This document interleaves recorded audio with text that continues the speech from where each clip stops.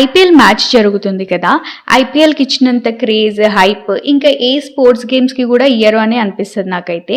మళ్ళీ ఐపీఎల్లో the richest cricket players ఎవరో తెలుసా? ఫస్ట్ పొజిషన్లో ఉన్నది సచిన్ గారు.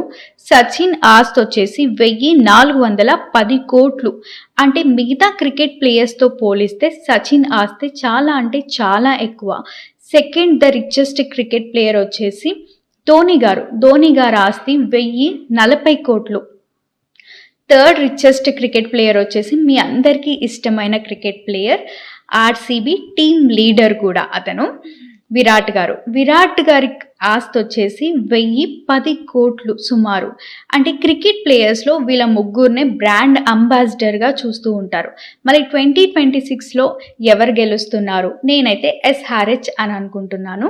మళ్ళీ మీరెవరు గెలవాలి అనుకుంటున్నారు? ఎవరు గెలుస్తారు? కామెంట్ చేయండి. Thank you.